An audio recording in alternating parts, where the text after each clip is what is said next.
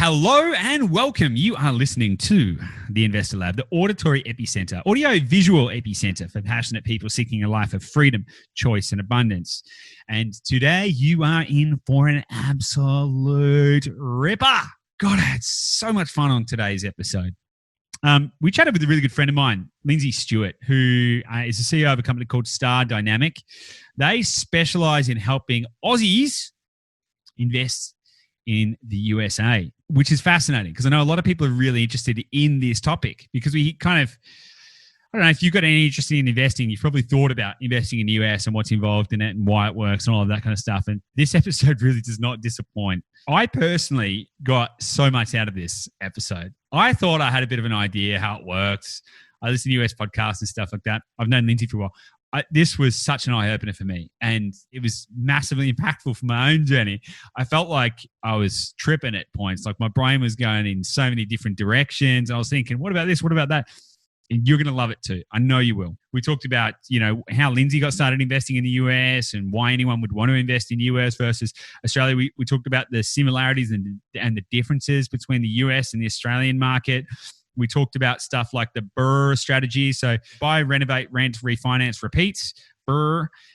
We talked about the 3 strategies that Lindsay helps people with in the US. So buy and holds, buy fix and holds, and buy fix and flips. We talked about the key economic drivers to look for in the areas that they invest in. So infrastructure, jobs, and schools, and why that works. Talked about how the economy is changing over there and what has led to the situation that makes it such a good idea to invest in the US for the right type of person. We talked about his mentors, some of who are some of the guys that I look up to the most in the world. And we talked about, this is what you're going to be really interested in, the yields and what you can actually do. Lindsay talked about how he bought a property for $12,500, has renovated it and has basically made roughly 100% cash on cash return after the renovation, which is phenomenal. Plus, you talk about how you can get 10 to 12% net yields by investing in $100,000 houses. If all of that has not got you interested in what we're going to cover in today's episode, then get out of here. I don't know what would, because God, this is so interesting. Like anything though, these kind of strategies are not without their challenges, which is where Lindsay comes in. Now, on top of the value that you're going to get out of this episode alone, Lindsay has been kind enough to want to share some of his information and trainings with the Investor Lab membership. Now, what we're going to be doing is hosting a multi-module training about investing in the US, which is going to be hosted by Lindsay, and it's going to help to answer your questions and empower you to be able to do stuff like we talk about in this episode. Now, if you want to be a part of that, if you want to get access to that community, those opportunities amongst many others, then I would suggest that you either right now press pause or maybe after the episode to go and do it. But either way, make it happen. Head to theinvestorlab.com.au/join the community, sign up, get involved, get amongst it, and become a more empowered real estate entrepreneur. Now, aside from that, I don't think I have anything left to say. I'm taken aback. I'm taken forward. I'm taken every which way. Well, you know what? We even, just on a little side note, we even ventured into global politics and whether or not the US is in the dying phases of being an empire. If you're interested in geopolitics, if you're interested in real estate, if you're interested in making money, if you're interested in living a life of freedom, choice, and abundance, this is an episode that you are not going to want to miss. And of course, if this has brought you any value, then please share it with your mom, your dad, your brother, your dog, your goldfish, all of your friends. Stick it all over social media. Give us a like, rate, review, share, comment, subscribe, and do all of this stuff. Because without you giving us feedback, we don't know what we're doing. And vice versa, if you give us feedback, then we can serve you better. So let us know what you think, if this has been of value in any way. Your small actions mean a huge amount to us. So please do make sure you like, rate, review, share, comment, subscribe, and do all of the good stuff. I'm going to quit waffling. Let's get stuck into it. I reckon this is one of our all-time greats. So make sure you check it out and let me know what you think. See you on the inside.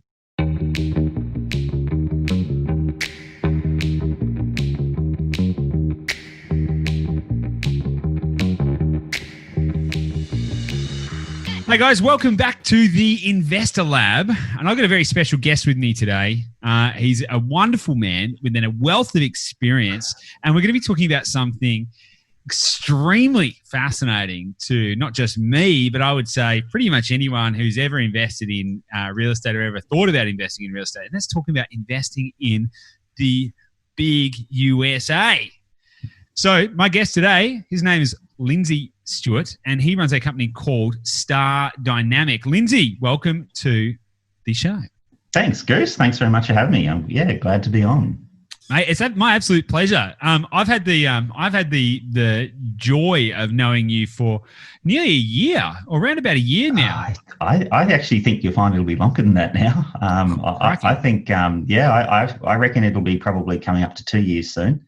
Crikey! Yeah. I know. So and we've been great supporters of each other along the way, and I'm a big fan of what you do and how you do it, and your general approach to both business and life and investing. And I thought it'd be super valuable to get you on the podcast because we here at the Investor Lab, our mission is to empower Australia's real estate entrepreneurs, and we're mindful that in order to do that, we need to present loads of different ideas and strategies and tactics and principles and philosophies and everything like that to really give people the tools and the in their tool chest to be able to make the right decisions for them. So I think it's going to be great fun, and there's a lot that I want to cover. And given the state of the economy and the state of the world and the state of the United States, there's going to be we're going to be interested to see where we go with this. But mate, why don't we start with a little bit about you? Because I know you, but our listeners don't. So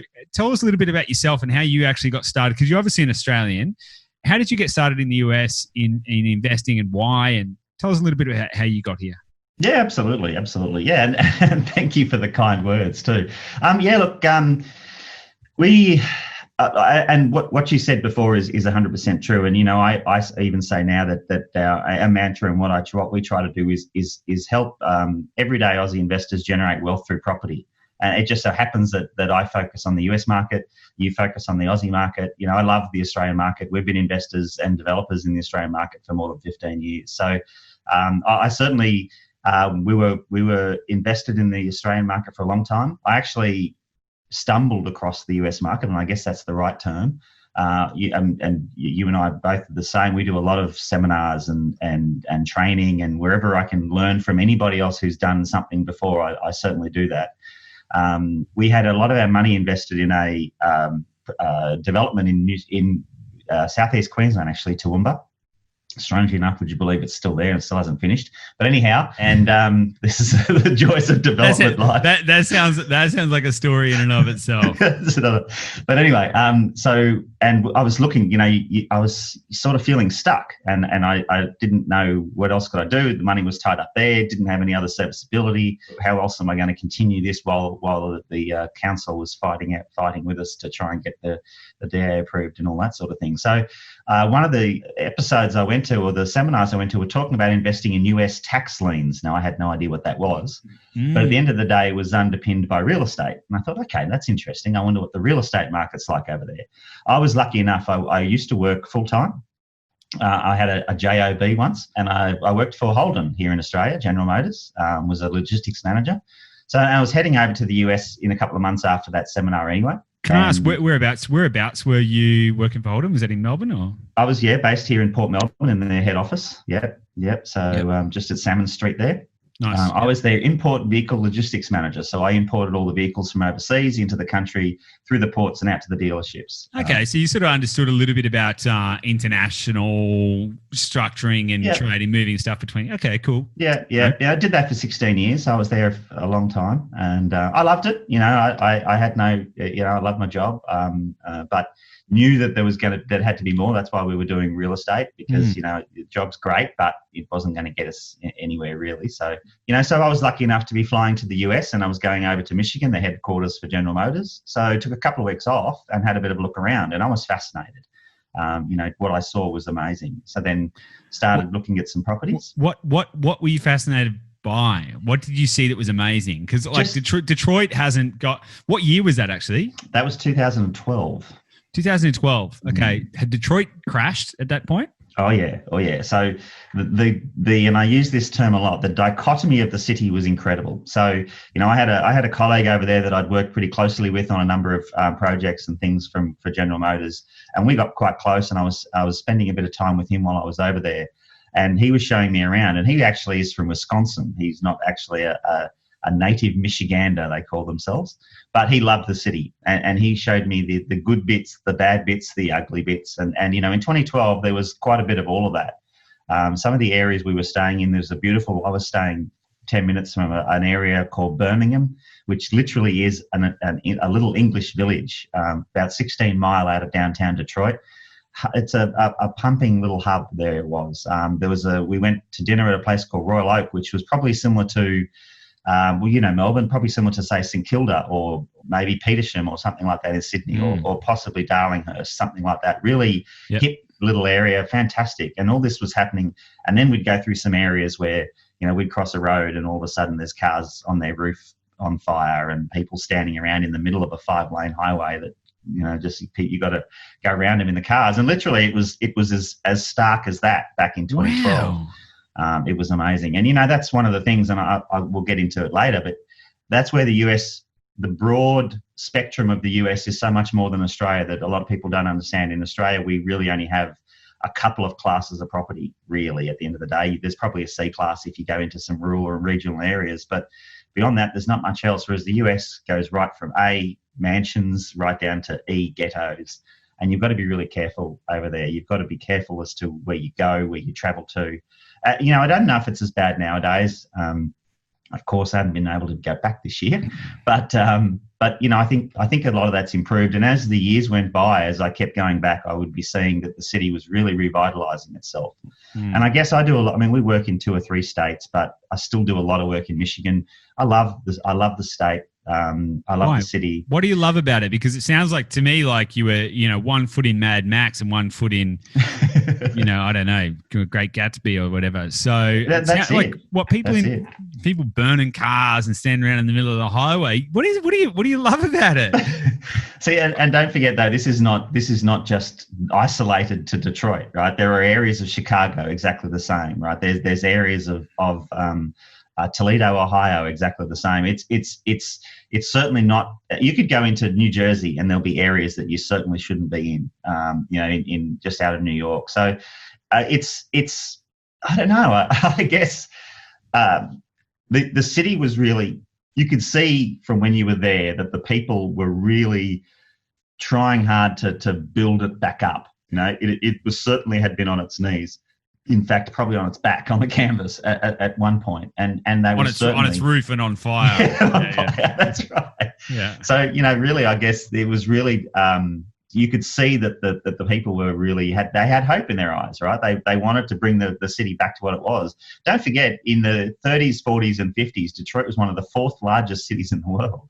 I mean, this place was when the car industry was at its peak, and it was pumping. It had 50 or 60 theaters. It had 20 million people or 25 million people or something in it. Yeah, but that was in the yeah, exactly. Okay, so let's hang on that for a second, right?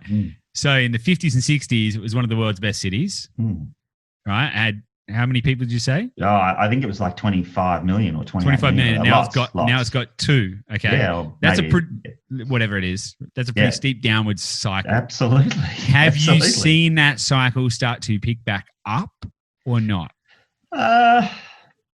Not dramatically. I mean, certainly let's say this. The cycle certainly has come to a stop. I mean, there's not people flocking out of the towns or the cities anymore that they used to have. Well, maybe because there's nowhere to flock to, right? Well, I don't know. Look, no, I think it's certainly stabilised. I mean, if you were to look at the statistics of Detroit as a city, I still think at the moment their population is in negative growth, and I still think they're declining by 0.5% a year or something along those lines. Now, this is now more due to essentially, you're in a very cold place, right? It spends 6 months of the year under winter.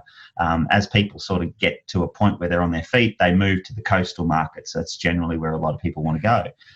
Or they'll go to Florida, or they'll go wherever it's warm. You know, a lot of people will do that. Detroit and Michigan and Wisconsin and Ohio and most of those sort of states, you're there because you're either it's your home, so you stay, or you're there because you have to be there because you work.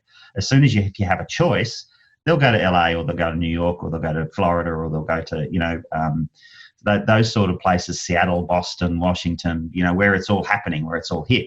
So a lot of the Midwest is a very flat market, but what we look at and what we teach a lot of our students and clients is, and actually I think that you've touched on this, and I think you were spot on when you said this, looking at buying real estate and trying to find markets that are hot and are growing, and you're going to hold on to it for long periods of time. Of course, you're going to get some wealth from real estate, but at the end of the day, you want to be careful to be not speculating. You want to be investing, right? Yeah. And what we show people is manufactured growth strategies, exactly the same as you do here in Australia.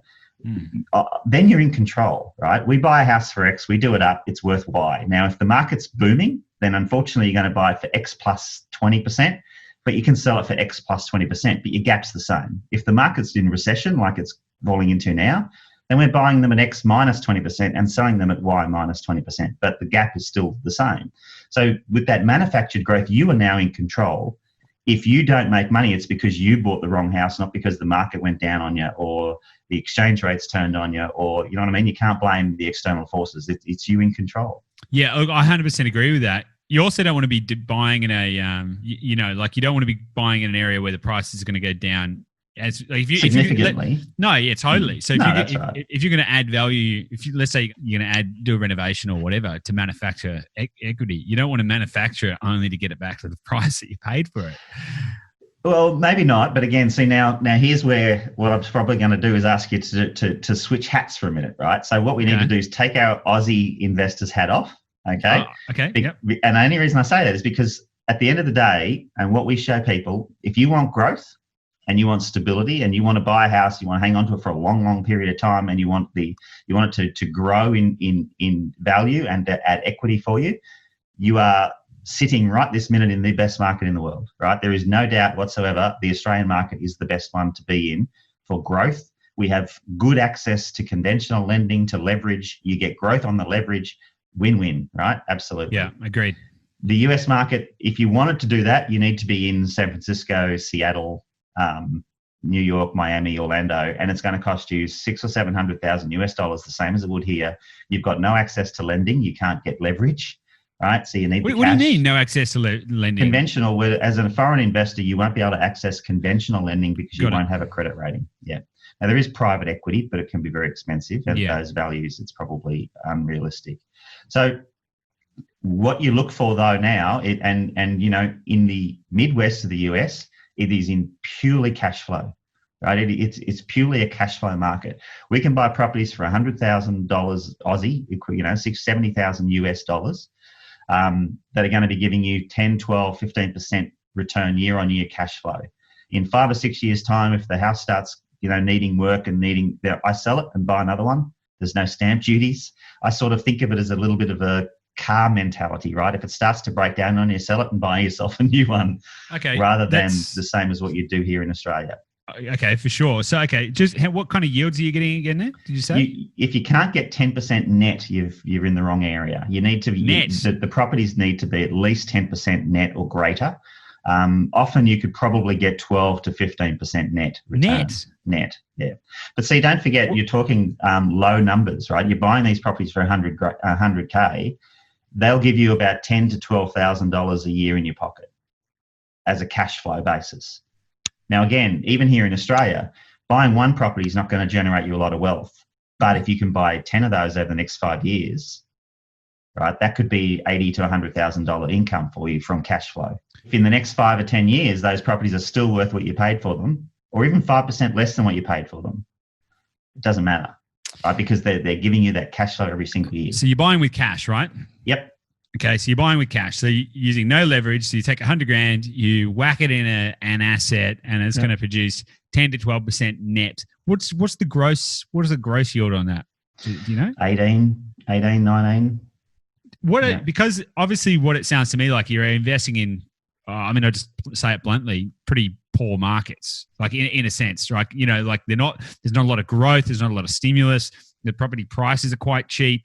What's the risk that rental prices will go down? What is the risk that the economy might degrade further and, what seems like a good deal now in 5 years, what if no one's there? Would it turn into a ghost town? Like how do you manage that risk? Well, what you'll find is in a boom market, if the market in a particular area is doing really well and doing strongly, what you'll find is house prices are rising. You'll find that in that particular case, sometimes you'll find rental demands will drop away because what will happen is people are got a little bit more money, they're earning more money, the market's doing well, they'll try and get into and buy themselves a property, okay? So the properties you've got in those markets are now starting to appreciate in value, right? The property prices are rising for you, so you're starting to build equity in those properties. If you go down into a recessive market or a recession or a depression or anything like that, what happens is, of course, your property prices start to drop. People start to get into trouble. They're going to have to sell homes. But at the end of the day, Goose, people have got to live somewhere, right? So wherever you have people, and there's 250 million people in the US, or I don't know if there's more than that now. I think it's way more than that, isn't it? I think it could even be up maybe 300 million now, I think. I think it's closer to 400 million. Oh, really? There you go. Yeah. Okay. So that goes to show I'm not even up with how many people in the States in general. But, that they've got to live, right? They've got to live somewhere. And if they can't own a home, they have to rent. So we generally find in the Midwest areas, even though the markets are quite flat, there's not a lot of growth, we do find that the rental markets are quite strong. And this is it. You can buy a house, and I'm just using these numbers as round numbers for you. Yeah, of course. Yep. But you buy a house for $100,000. I'm just using converted numbers. It'll probably give you around about $1,200 to $1,400 a month rent. That's what you'll be able to get as a rental return gross. Then you've got to take out property management fees, insurances, some costs, put aside some maintenance costs like you would here. And that'll give you around about that $1,000 to $800 or $900 a month net. That's essentially what you're looking at. And now if the markets are going down, the rental demand gets stronger, well, then you might be able to get an extra $50 a month or something like that for the property. But it's not going to change dramatically in that particular case. And now the other thing is, this $100,000 house, let's say it's worth $100 grand. It's probably only cost you 70 because you bought it for 30 or 40 and spent 20 or 30 on it to get it up into good condition. So you've got yourself some equity in that property. Okay, hang on, so slow down. $100,000 property, or is it a $40,000, $50,000 property? Well, what we would normally show is a strategy where you can go and buy the properties for say $40,000 or $50,000. You're going to spend $20,000 or $30,000 on it as a renovation cost to bring it back up to good condition. So we look at distressed homes. We do them back up, get them back up into good condition, get them tenanted, get them cash flowing. So then you've got a property that's cost you 70 or 80,000, worth 100, earning you that 10 to 12% net every year. Yeah. And that way you've got yourself a buffer in your equity. It's earning you good money. Down the track, if ever you need to sell it, you can still make a little bit of profit on that property. The value of the property isn't going to change dramatically over the next few years. It's going to go, all properties are a roller coaster to some degree. It's going to go up, it's going to go down as the years go by. But in the Midwest, your peaks and troughs are significantly lower, right? So you don't get 10, 12% growth in a year. You don't get 8, 9% drop in a year. It's a couple of percent up, a couple of percent down.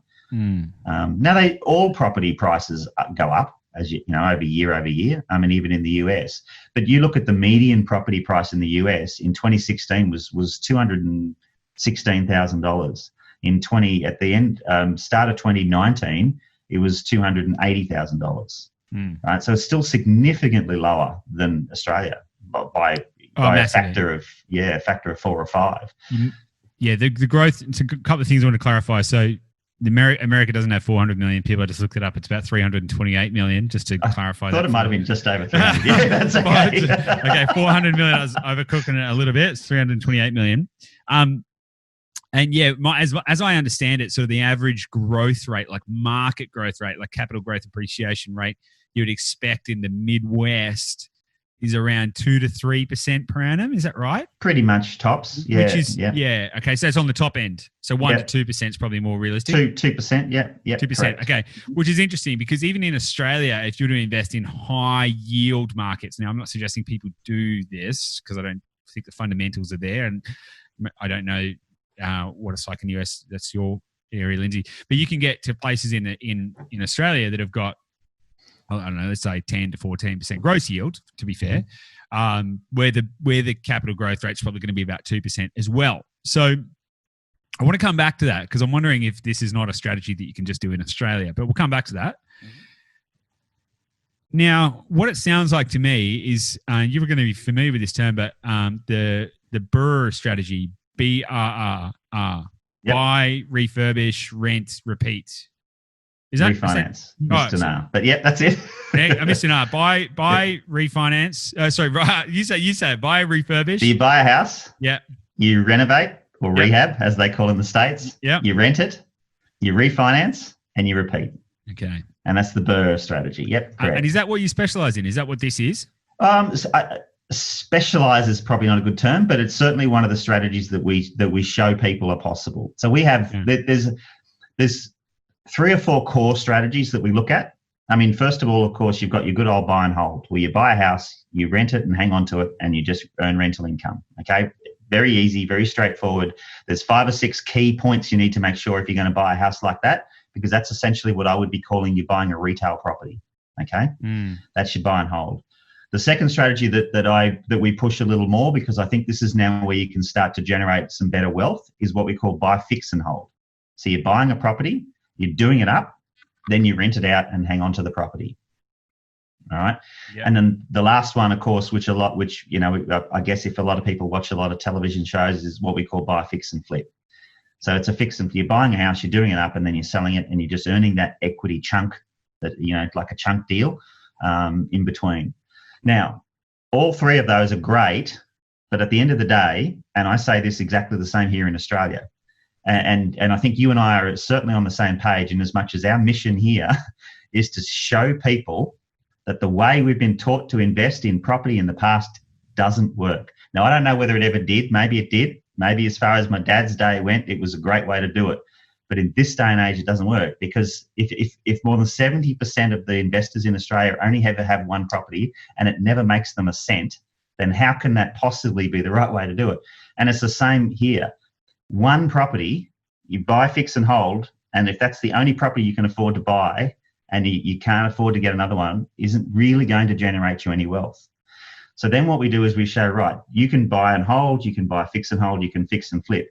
But you need to be able to put together a strategy where you can repeat that over and over again. So in the next 3 to 5 years in the US, and look, in Australia, it's the same. You probably just have to lengthen the timeframes because of the cost. But we show people how in the next 3 to 5 years, you can put together a strategy to buy 5 to 10 investment properties. Now you're talking about building wealth, right? And that's done by 1 or 2 ways. We have what we call the cash generation strategy, whereby you buy a house, you do it up, you sell it, you make a profit. All right, so let's just arguably say you buy a house, you do it up, you sell it, you make 20K profit. You repeat that and you repeat that. You could do 2 or 3 of those in a year. You take your $20,000 profit from each one, that's 60 grand, you buy yourself a rental. You've still got your capital. Year 2, you go again. All right, you repeat that. By the end of year 2, you buy yourself a second rental. Now that's an active strategy, but there's no mortgages, no interest, no loans. You're 100% owning the properties, and away you go. The other, and there's a lower risk, I guess, profile there, because you don't have a loan, you don't have any mortgage. I mean, what's the worst that can happen? If it burns down, you've got insurance. If you lose a tenant, you get another one. You could also argue, Lindsay, that it's a higher risk because you don't have any mortgage and you're putting all of your cash into a project. And if it goes real bad and it does get burned down, you might lose it all. You could argue that too, to be fair. But you got insurance though. True. Yeah. Okay. Fair. Right? I mean, you get your insurance, and when you say all of your cash, it's still it's $100K, right? It's no more than you would have to put it as a deposit on a property here to get the leverage. I think where the risk comes in is you buy, and you know, you and I both know, 3 or 4 years ago, you put $200,000 down on an apartment in Docklands, right? You got a $400,000 or $500,000 mortgage. You can't get a tenant in. There's 60% vacancy rate in some of those apartment buildings. That mortgage, you got to pay $2,000 or $3,000 a month on that mortgage.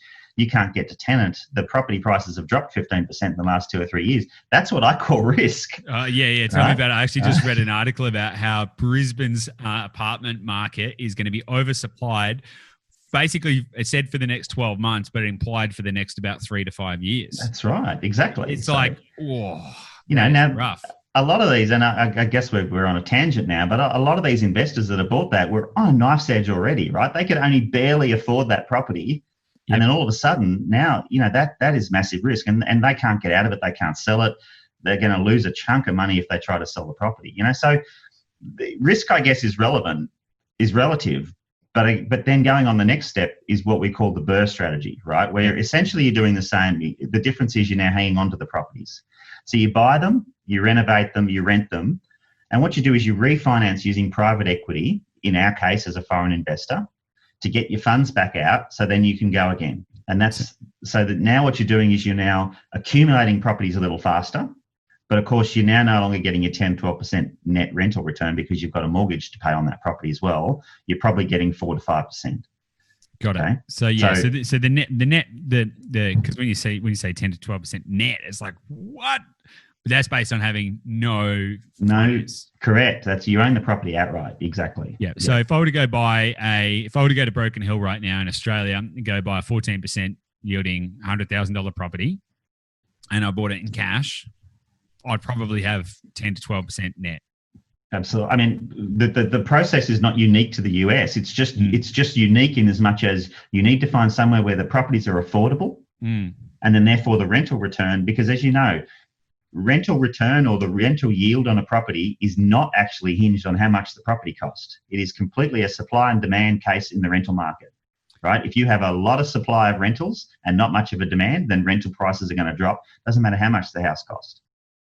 Right, and it's the same in Broken Hill. I guess you've got to be a little careful in Broken Hill. The difference with Broken Hill, and maybe why it makes it harder, is that the demand for rentals in Broken Hill is going to be pretty low. Right, whereas the demand for rentals in somewhere like Detroit, it's still got 2.5 million people in it. Okay, or you go to Chicago, right? I mean, I don't know, there'd be 7 or 8 million people in Chicago. Or you go to Toledo, there'd be 2.5 million, 2 million people in Toledo. These are still large cities. But if there was once 20 odd million people in a city and now there's only 2, surely there's an oversupply of accommodation options. But there's a large supply of properties that are vacant, absolutely. But the majority of these properties are not in livable condition. Hence, where the opportunity is to be able to buy these properties distressed cheap and do them up and get them livable. There's not an oversupply of properties that are able to be lived in. Why is that? Like, okay, let's just say there was 1 million properties in a city, and then everyone left. Everyone went, no, I don't want to live here anymore. Mm-hmm. Why? I can't understand why there are so many vacant properties that are not livable. Why aren't people renting them out? Why aren't the people who live in these places, if they go, I don't want to live in Detroit anymore, I'm going to move to Florida, what do they do? Do they just leave the house there to go into ruin? Like, does it become a squat? Like, why is that the case? Why is it the case that is what the situation is? So, and look, I can only talk in modern day because that's the only time I've been involved in the market. Yep. But from the GFC, 24 million homes went into foreclosure between 2007 and 2010, right, in the US. And that is one house for every Aussie. Okay, that is an insane amount. Now, beyond that, there would have been a vast number of properties or people that were what they call underwater. So all of a sudden now, because the property prices at the GFC plummeted so fast, that now they owe more on their house than the house is worth. So you can't sell because they can't pay out the mortgage, right? That they would literally just go bankrupt. So there is a lot of cases where people literally just simply put their keys in the mailbox and walked away because there's no equity in the house. There's nothing for them. They can't sell it. They can't get any money out of it. They owe more than it's worth. And when I say more than it's worth, they owe probably $250,000 on a mortgage on a property that's now worth $150,000. Significant gaps, right? So a lot of these people literally did up and walk away from these properties. Now, there are even right at the moment, and I'm just trying to remember, I'm always careful quoting stats because you want to make sure that you get it right. I don't know how long, I can't remember how long ago this stat was, but there certainly within the last couple of years was more than 60,000 vacant homes in Detroit alone. Right, now how can a property market grow if there are 60,000 vacant homes? Like if there's that volume of stock on the market, sitting there. No, they're not on the market. These properties are not for sale. They're not in a condition that you can move into them. They are just abandoned homes, right? So they're not affecting the property market as such. It's the main effect on the property market is if you're walking down a street and every third house is vacant, right? Then of course the quality of that neighborhood drops because you've got so many vacant homes, right? So in neighborhoods in Detroit where you are literally walking down the street and you're seeing that house over there is boarded up and that one over there is boarded up and this one down here is boarded up. And you do see that, right? This is every day a street in an everyday Midwest town. Those sort of streets are the ones you want to try to avoid, right? Because the value of those properties is never going to be great until all of those houses are in good condition. Let's go buy them all. Well, you can, right? And look, I see you smirking.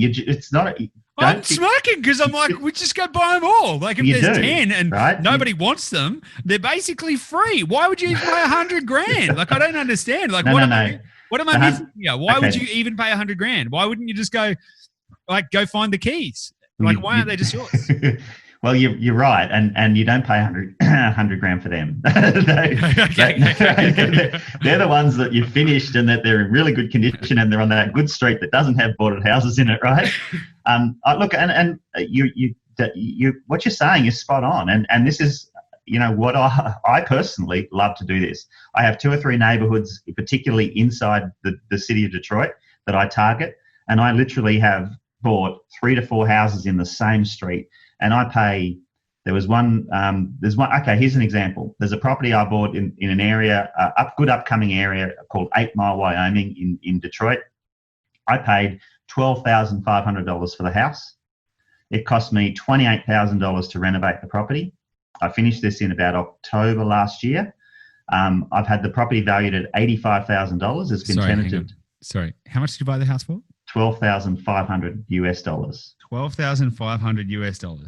And you spent how much on fixing it? $28,750, including a change order.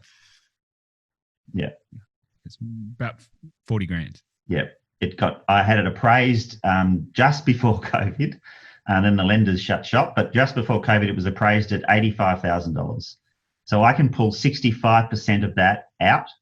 So I can get a 65% LVR as a foreign investor.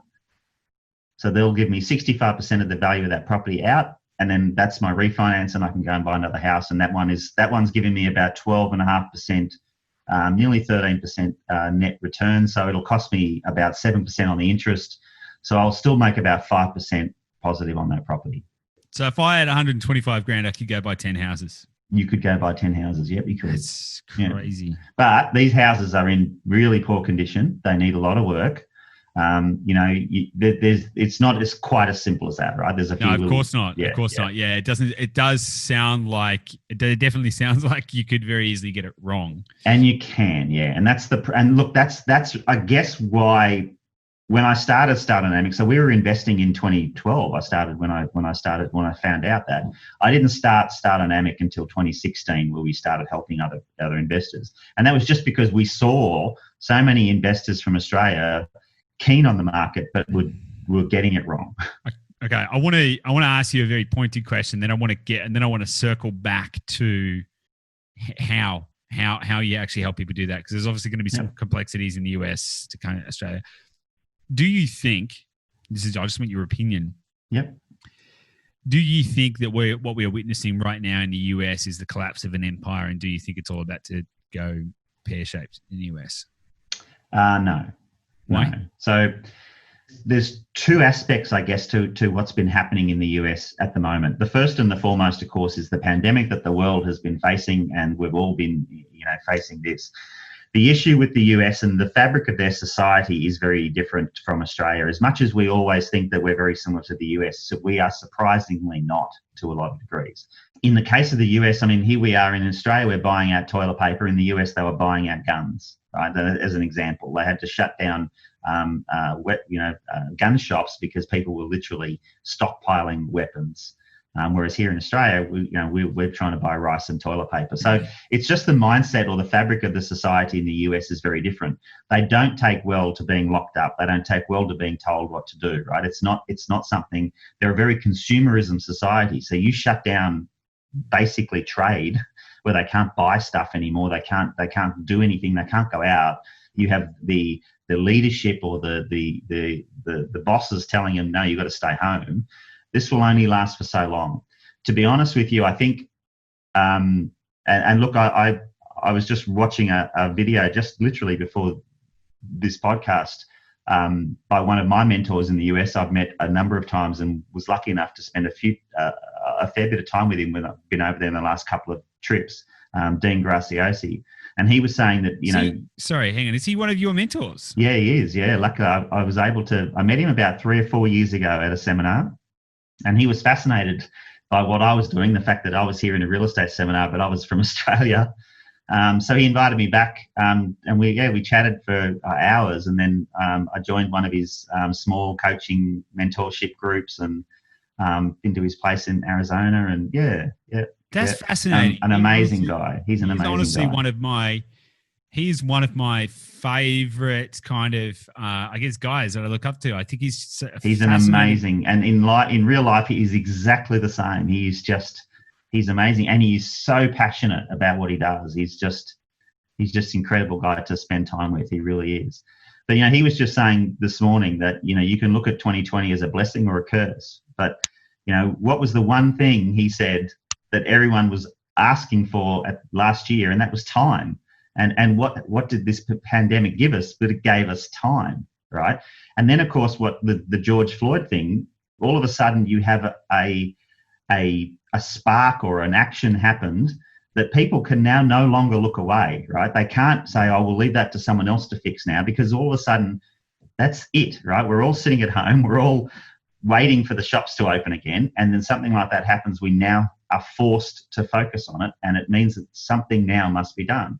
And that's not a bad thing. Now, yes, looting and rioting and burning down shops, that's a bad thing, right? I mean, at the end of the day, that's people not in a good frame of mind because they've been locked up for 2 months. That is certainly not good. But the reaction that this is given, and the whole cause that's come from this, and what we probably may now see is actual change, right, which is a good thing. It was simply a spark in a tinderbox that was bound to happen, and that just happened to be the spark. Already, though, you'll see now that this is starting to reside, and the cities are starting to get back to normal. Most cities are reopening. They can't hold closed for too much longer. It's not something that they're going to be able to do. So, now their cases are not that, they're certainly not in control of COVID over there. There's still a lot of cases coming through. But what's worse for them, the commercial and economic impact would be worse for the fabric of the US than the health impact of this virus. Yeah, which doesn't sound like a great trade-off. It's like either everyone dies or everyone goes broke. Maybe, but I guess we're probably not here to talk the pandemic, but the truth of it is, though, Goose, it's not that. I mean, if this was Ebola or something, then they'd have a real decision to make. But it's not. The truth is that the mortality rate is very low in most cases. Yeah. And it's not. It's a little worse than influenza B, for instance. Now, so that's not great. And in a lot of cases, and even here in Australia, we're now at the point where we've got to decide, right? Do we open up, and just release that? And then what we do is we start protecting those people that are vulnerable, right? And that can be a strategy, right? That doesn't that the strategy here can be, and in the US, that's exactly what they'll end up doing. They'll open up and say, look, we have to get back business as usual, but let's start putting in place ways to protect those that are going to be vulnerable to this, rather than locking everyone away, saying you just can't go out, you can't do anything. No, and that's what I think they're going to end up having to do. Now, to answer your previous question, is this the end of an empire? Possibly, right? The US has been the number one in the world forever. And a lot of what we are seeing now here in Australia, this fight between the US and China, is simply because China has grown so big now that they are knocking on the door of the number one position. And the US doesn't like that. Now, who's going to take over? I don't know. And the second thing is it going to happen in the next year or two? Absolutely not. This is going to be a long-term play that in maybe our lifetime, or probably our kids' lifetime, we will see change, but not in the next few years. It's not something that's going to happen that quickly. You know, I don't know. I mean, you could argue that we're starting to see signs of it already. So, but it's signs of the struggle becoming real. Yeah, and it's only now because it's come to a head where, you know, the US were, and I use the term, arrogant enough to think that of course they're number one, they'll always be number one. Now they're actually starting to realise that, hang on, this is not going to be always the case. Now they may pull themselves together and stay number one, right? They don't have to denigrate themselves. There's a chart, and I'll tell you what I'll do. I'll send it to you, that shows you the empires of the world and all of them had their cycles, right? The Roman Empire, the English Empire, the Persians, right? They all had their cycles throughout the history. The US happens to be on top at the moment, but I'll tell you what, China has this huge rise. China, I've been saying this for about 10 years. China is going to be the only empire that has risen twice ever in history. And at the moment, if they do exceed the US, you are absolutely right. They will over the long term. They will. I think they will over the long term. Maybe not in the next 5-10 years, whatever. I think they will over the long term. I think it's, for me, I think it's facts, not theory. I think it's inevitable, and they will. I honestly, I've been saying this since I was like about 20 years old. I'm like, China will be the only empire that has risen twice in the history of humankind. And it's because they do stuff like plan in 2,000-year cycles. Yeah, that's right. You know, it's it's kind of hard to beat that level of strategy. Most of us don't plan what we're doing later in the day, and these guys are thinking 2,000 years ahead.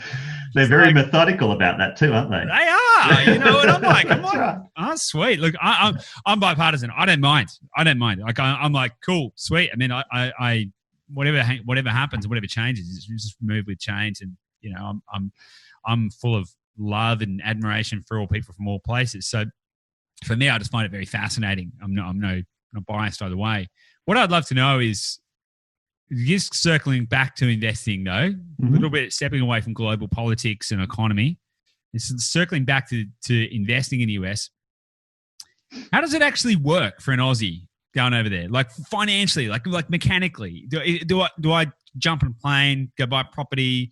How does it work? Can I bring money back? These kind of yields that I get, where does that go? Do I have to? Does it come into my Australian bank account? How does it work?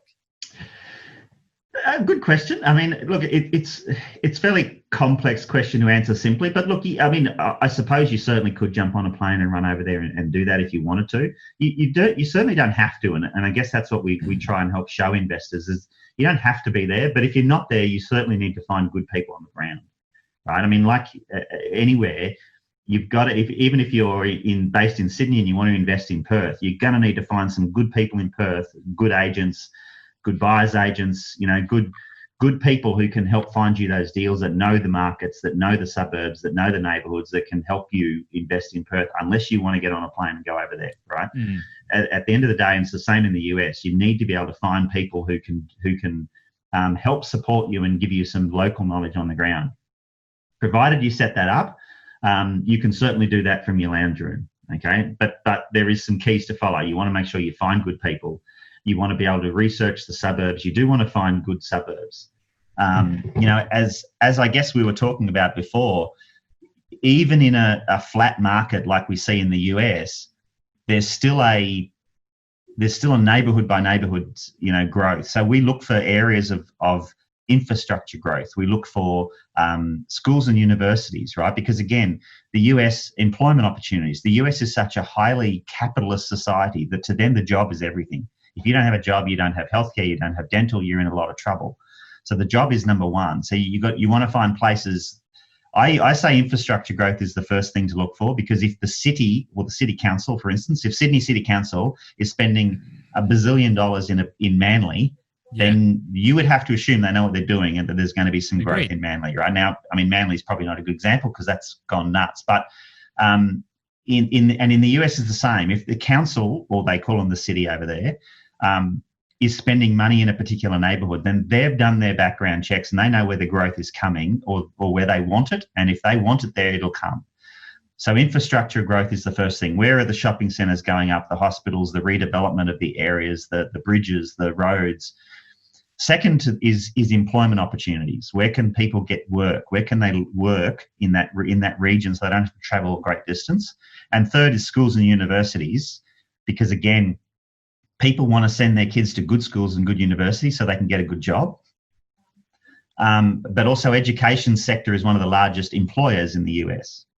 Okay, so, and then hospitals are in there as well. So you want to look for areas that have got these little niches, I guess. So you're still trying to use your standard, grid variance analysis tools to try and find neighborhoods or zip codes or whatever you want to call it that have growth, even in a flat market. Now, when I say growth, as you said before, it could be 2.5% to 3%. But you don't certainly want an area where people are leaving in flocks, right? You don't want to see 5 to 10% decrease in values on properties, because that'll eat up anything that you've got in the property, and eventually the property will be relatively worthless. And there are areas of the US that are like that, right? We were talking about class of properties. C class in the US is okay, right? This is a working class area. Probably not areas that we would probably look at and say, yeah, I'd like to live here. But we've been tainted by the fact that we have such a beautiful country and we have got such the gap between the haves and the have-nots in the US is so significantly higher. There's a lot of people that live paycheck to paycheck in the US. Nearly people that live paycheck to paycheck here in Australia too. That's true, but nearly 30% of the US citizens don't have a bank account. So they get paid by check, and they literally still do. It's called a paycheck, and they get a paycheck. And then there's check cashing stores everywhere in the US. They go in there, they cash their check, they spend all their money, and then they wait till next month to get their next check. And this is a large percentage of the population of the US are living like that. What, 30%? 30%. Yeah, that is. It's nuts. It's nuts. Now, and these are C-class, working class suburbs where they're okay. They're good to operate in. Would you live in it? I don't know. Me personally, probably not. But it's not unsafe or any more than anything else. I mean, you've got to understand the crime rate in the US is higher than here because, again, it's got more than 15 times our population. Because people wipe their bum with guns by the sound of it. That's right. Just about, yeah. So, you do need to find these little niche areas. You do need help to do that, right? It's all about support.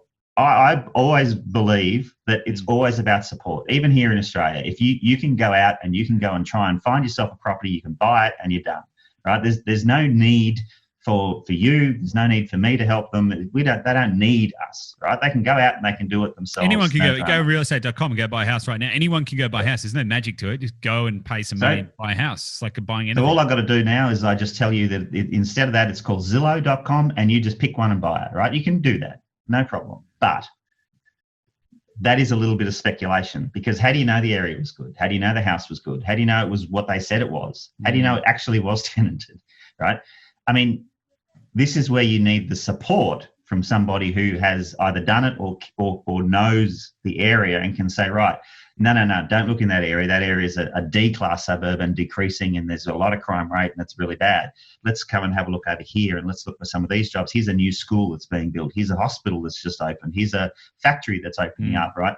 These are the areas you want to look at. These are the suburbs you want to look at, and look at those, and then we can guide and support. And, that's exactly what I would suggest. If you're looking at investing in a market you don't know, you need to just get help and support from those that know the market. 100%. It's the same story here. That's why and how we help people. Precisely. They either don't have the time or the knowledge. That's actually a good little segue, though, because I've been talking offline, and you have graciously offered to do some training inside our membership site. Yeah, I'd love to help people understand how to invest in the US. Yep. So we're going to have a multiple part training series that Lindsay is going to host inside the Investor Lab membership. all about investing in the US and how to do it and all of that kind of stuff.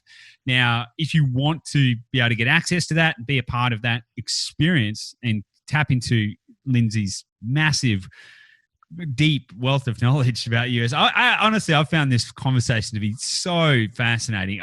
It's opened up stuff for me that I had no idea about the US, to be honest. I've found it really exciting, and I'm personally looking forward to the training because I'm like, what?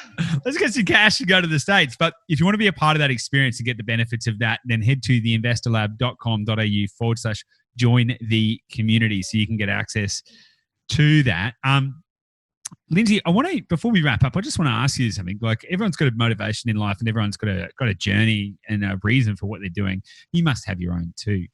What is your purpose? Like, what are you doing all of this for? Why is this important to you? How do you define success? What's it all about for Lindsay?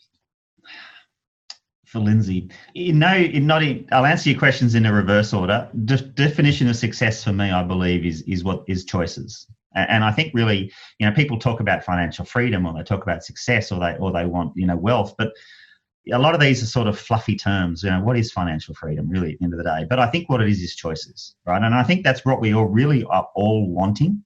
I think we just want the choice to be able to say, yes, I want to work here and I'll do that. Or look, I've finished that. I don't want to do that anymore. I want to go and do something else, and to have the ability to just do it. Or they say, look, I don't want to live here anymore. I want to go and live over there, and you can just go and do it, right? I think you guys are amazing. The way you literally have just from sort of west side Melbourne, you've decided, no, that's it. I'm off. We're off to Sydney, and to amazing areas of Sydney, and that's the choices that you're able to get yourself into those positions where you can make that decision and you can say, yep, let's go and let's do that. If we decide next week they open up let's just pretend, right, that we can travel, and they open up the borders and we go, what the hell? I just want to spend 3 months in Europe. Let's go, and you go, right? That's the choice. So I think for me personally, it's all about choice. But I think, and I think it's probably, and I'm now guessing, but I think for yourself and Gabby, it's probably similar.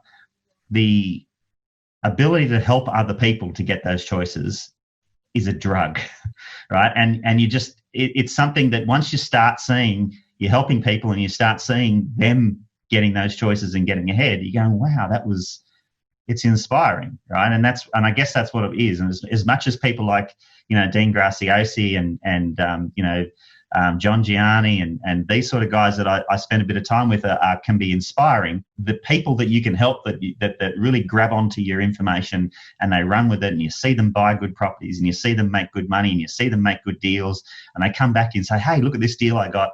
That inspires me, right? And I love it. I just love that. So, I guess our goal is to help people generate wealth through property, and that is honestly what we try to do. And that's really what it boils down to. Awesome, man. Yeah. Awesome.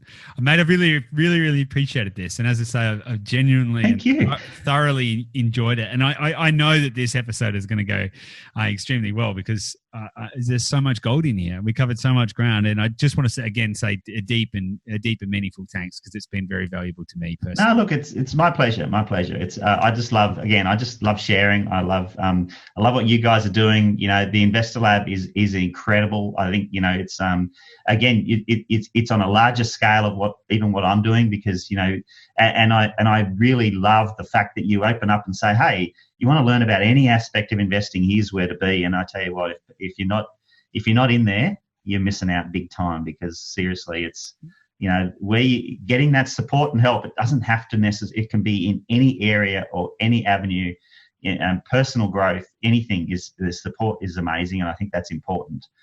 So yeah, kudos to you. I reckon it's awesome. It's awesome.